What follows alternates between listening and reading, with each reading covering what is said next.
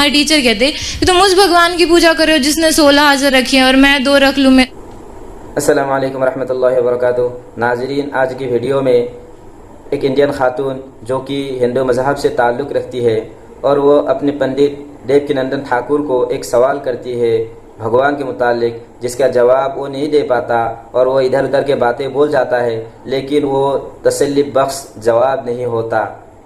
आइए इन्हीं की वीडियो को सुनते हैं और इसके बाद डॉक्टर जाकिर नायक से सुनेंगे।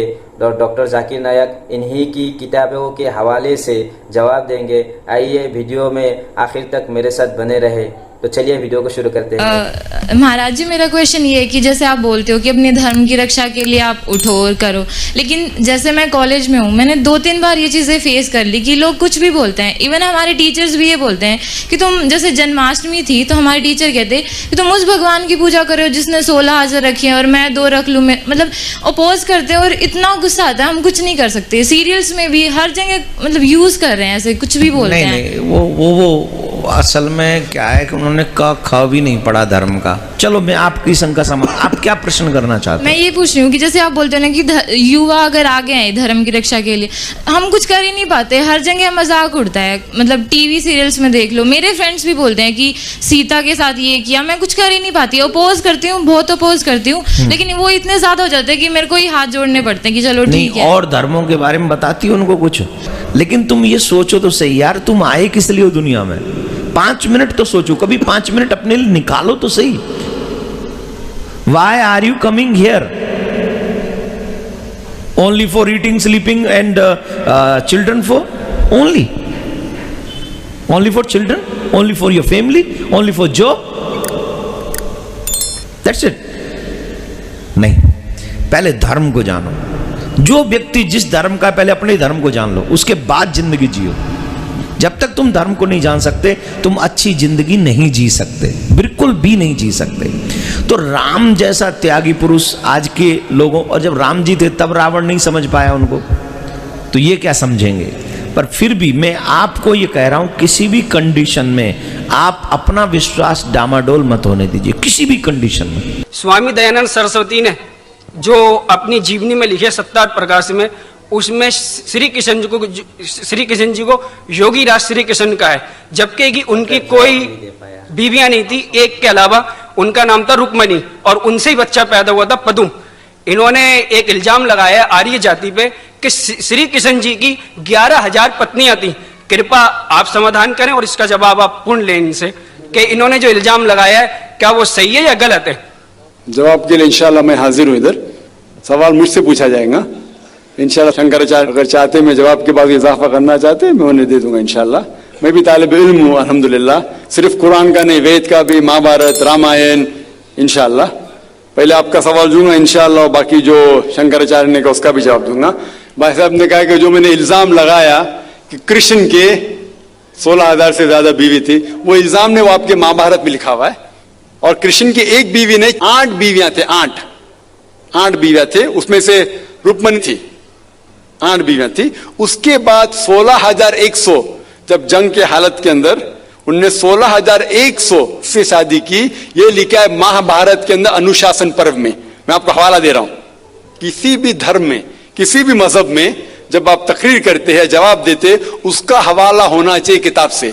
मैं कहता हूं या कोई स्वामी कहते हैं, शंकराचार्य कहते, उसकी वैल्यू 0 है। मैं कुछ कहता हूं इस्लाम में, उसकी वैल्यू 0 है। मैं हवाला दूंगा कुरान और सही हदीस का।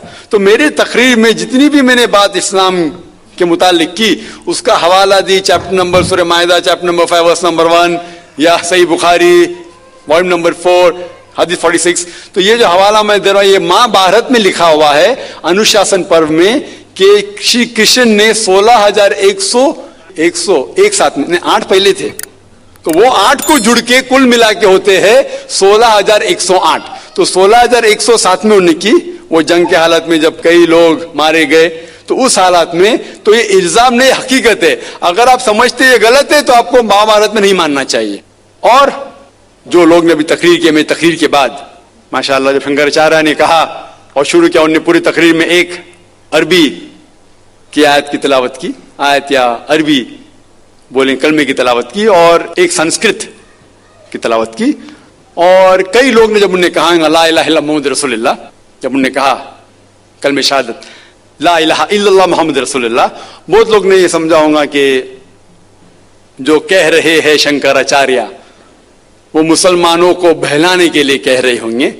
उनकी क्या नियत थी अल्लाह वाला, मैं नहीं जानता, मैं उनकी नियत के ऊपर शक नहीं कर सकता। लेकिन क्योंकि मैं तालिब इल्म हूं इस्लाम और दिगर मज़ाहिब का, मेरे दिमाग में फौरन जो वो कह रहे थे कि ये एक कलमा वेद का निचोड़ है, पुराना का निचोड़ है, जो वो कह रहे थे, फौरन मेरे दिमाग में वो श्लोका याद आने लगे।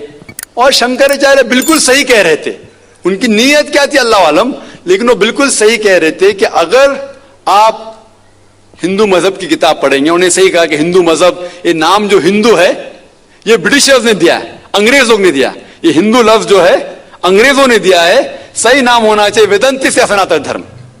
ये हिंदू जो नाम है ये हिंदुइज्म अंग्रेजों ने दिया। हिंदू नाम सबसे पहले पर्शियन लोग ने जब आए थे हिमालय के जरिए, और जो अरब लोग आए थे हिंदुस्तान में, उन्होंने नाम हिंदू दिया। और आप इंसाइक्लोपीडिया ब्रिटानिका में पढ़ेंगे वॉल्यूम नंबर 20 रेफरेंस नंबर 581, उसमें कहा गया है कि Hinduism is a group of beliefs for people living in India. तो हिंदुइज्म जो लफ्ज है ये अंग्रेजों ने दिया है, सही लफ्ज होना चाहिए सनातन धर्म। और बिल्कुल सही है कि सबसे ऊंची किताब हिंदुइज्म में वेद और उपनिषद पुराना। अगर आप पढ़ेंगे छंदोग्य उपनिषद अध्याय 6 सेक्शन नंबर 2 श्लोका नंबर 1, उसमें लिखा गया है एकम एविदित्यम, भगवान एक ही है दूसरा नहीं है। श्वेताश्वेतार उपनिषद में लिखा हुआ है अध्याय 6 श्लोका नंबर 9 में, नाचस्य कशिज जनिता न चदीपा, ये संस्कृत कोटेशन है, जिसके मानी होते कि उस भगवान का कोई रब नहीं है, ना कोई वालिदैन है, उसका ना कोई पालने वाला है, ना वालिद है ना वालदा है। आगे आप पढ़ेंगे लिखा हुआ है श्वेताश्वेतार उपनिषद में अध्याय 4 श्लोका नंबर 19 में, न तस्य प्रतिमा अस्ति, उसके जैसा कोई भी नहीं है। और सारे किताबों में से जो सबसे ऊपर किताब है जिस तरह शंकराचार्य ने कहा वो है वेद, और 4 वेद है, ऋग्वेद, यजुर्वेद, सामवेद और अथर्ववेद। यजुर्वेद में लिखा हुआ है अध्याय 32 चैप्टर नंबर 32 श्लोका नंबर 3 वर्ष नंबर 3 में लिखा है, न तस्य प्रतिमा अस्ति, उसका ना कोई अक्ष है, ना कोई बुत है, ना कोई तस्वीर है। उस भगवान का ना अक्ष है ना तस्वीर है। और आगे लिखा हुआ है यजुर्वेद में अध्याय 40 श्लोका नंबर 9 में, अंधात्म प्रविशन्ति या असम्मुति उपास्ते। अंधात्म मीन अंधकार, प्रविशन्ति मतलब अंदर जाना। वो लोग अंधकार में जा रहे हैं जो लोग असंभूति की पूजा करते हैं। असंभूति मतलब कुदरती चीजें, हवा, आग, पानी, जो लोग कुदरती चीजें की पूजा करते हैं वो अंधकार में जा रहे हैं। और आगे श्लोका कहता है कि वो लोग और गहरे अंधकार में जा रहे हैं जो लोग संभूति की पूजा करते हैं। संभूति मतलब बनाई हुई चीजें, मतलब टेबल, चेयर, गाड़ी, बुत, ये जो बनाई हुई चीजें हैं उसकी अगर पूजा कर रहे हैं तो और अंधकार में जा रहे हैं। और आप पढ़ेंगे ऋग्वेद, चारों वेदों से सबसे ऊंचा वेद है ऋग्वेद। ऋग्वेद में लिखा हुआ है जिल्द नंबर 1 बुक नंबर 1 किताब number 1 him number 164 shloka number 46, एकम सत विप्र बहुधा वदान्ते, जिसके मानी है सच एक है, सच्चाई एक है, भगवान एक है। और संत लोग भगवान को मुख्तलिफ नामों से पुकारते हैं लेकिन भगवान एक है। और जो उनने संस्कृत में श्लोक पढ़ी वो आदि श्लोक थी, पूरी श्लोक में पढ़ूंगा इंशाअल्लाह। वो श्लोक जो उन्होंने पढ़ी वो ब्रह्म सूत्र है, हिंदुइज्म के ब्रह्म सूत्र है। एकम ब्राह्म द्वितीया नास्ते, आदि पढ़ी पूरी है, एकम ब्राह्म द्वितीया नास्ते नहना नास्ते नास्ते किंचन, जिसके मानिए भगवान एक ही है, दूसरा नहीं है, नहीं है, नहीं है, जरा भी नहीं है।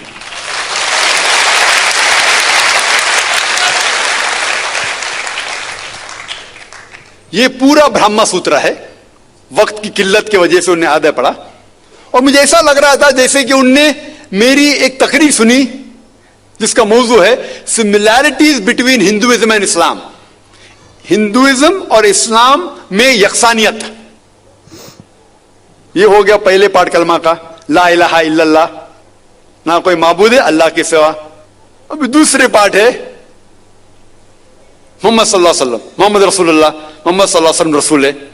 और अगर आप पढ़ेंगे, इसके ऊपर एक तकरीर में दी है, सिर्फ मोहम्मद सल्लल्लाहु अलैहि वसल्लम के बारे में जिक्र दीगर मज़हब की किताबों में, खुसूसन हिंदुइज्म के। और अगर आप पढ़ेंगे, पुराना का जिक्र किया उन्होंने, भविष्य पुराना में पर्व 3 खंड 3 अध्याय 3 श्लोका 5 to 8, उसमें लिखा हुआ है कि एक मलेच्छा आएगा, मलेच्छा मतलब फॉरेनर, बाहर का कोई शख्स आएगा, उसका नाम होगा मोहम्मद। वो अपने साथियों के साथ आएगा, जिसका मतलब साहबियों के साथ, और वो लोग को सही दिशा दिखाएगा और राजा भोज उनको इज्जत देंगे। आगे पढ़ेंगे आप भविष्य पुराना पर्व 3 खंड 3 अध्याय 3 श्लोका 10 से लेके 27 तक, उसमें लिखा हुआ है कि ये शख्स आर्य धर्म को फैलाएगा, सच्चा धर्म को फैलाएगा, और इस शख्स के मानने वाले दाढ़ी उगाएंगे, सिर पे शेंडी नहीं रखेंगे, लोग को नमाज के लिए बुलाएंगे, एक इनकलाब दुनिया में लेके आएंगे, गोश्त खाएंगे लेकिन सूअर का गोश्त नहीं खाएंगे, और ये सच्चाई फैलाएंगे, उनका नाम है मुसलमान। ऐसे कई मोहम्मद सल्लल्लाहु अलैहि वसल्लम का जिक्र भविष्य पुराना में है, ऋग्वेद में है, सामवेद में है, अथर्ववेद में है, और खुसूसन अगर आप पढ़ेंगे पुराना में भी है, जिसका नाम है कल्कि पुराना। और कल्कि पुराना अगर आप पढ़ेंगे अध्याय 2 chapter number 2 verse number 4, 5, 7, 11 and 15, जिसका भागवत पुराना में भी जिक्र है, volume number 2 verse number 18 to 25, 18 से 25 तक, जिसमें कल्कि पुराना का जिक्र है। कल युग में एक शख्स आएंगे जिसका नाम है कल्कि, उनके वालिदा का नाम है सुमति और वालिद का नाम है विष्णु यास। सुमति के मानी अमन, अमन करने वाली, और हम जानते हैं कि हमारे पैगंबर आखिरी पैगंबर सल्लल्लाहु अलैहि वसल्लम के वालिदा का नाम था आमिना, जिसका मतलब है अमन फैलाने वाले, और विष्णु यास मतलब भगवान की इबादत करने वाला, और हम जानते हैं मोहम्मद सल्लल्लाहु अलैहि वसल्लम के वालिद का नाम अब्दुल्ला था। इस तरीके से मोहम्मद सल्लल्लाहु अलैहि वसल्लम के आने का जिक्र कल्कि पुराना में है और भागवत पुराना में भी है। तो इस बुनियाद पर ये पूरी तकरीर कर सकता हूं मैं 2 घंटे के लिए, 4 घंटे के लिए, सिर्फ मोहम्मद सल्लल्लाहु अलैहि वसल्लम का जिक्र हिंदू मज़ाहिब की किताबों में। अभी वक्त नहीं है, लेकिन ये दोनों जोड़ के जो शंकराचार्य ने बिल्कुल सही कहा, ला इलाहा इल्लल्लाह मोहम्मद रसूलुल्लाह के निचोड़े का ना कोई माबूद है अल्लाह के सिवा, और मोहम्मद सल्लल्लाहु अलैहि वसल्लम के पैगंबर है। लेकिन आखिरी में हमारे मोहतरम शुएब साहब ने कहा कि अल्लाह उन्हें हिदायत दे, और मैं भी अल्लाह ताला से दरखास्त करता हूं कि अल्लाह उन्हें हिदायत दे, ना ही सर कटाने की इस्लाम के लिए, इस्लाम के ऊपर अमल करने के। हो सकता है कि काफी चीज पर अमल करते होंगे, लेकिन मुकम्मल जिस तरीके से कहा गया उनके वेद के अंदर कल्कि पुराना में, एक शख्स आएंगे जो आपको सीधी रास्ता दिखाएंगे।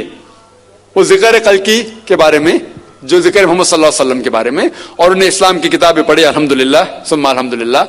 और इंशाअल्लाह मैं भी दुआ करता हूं कि अल्लाह ताला शंकराचार्य को हिदायत दे।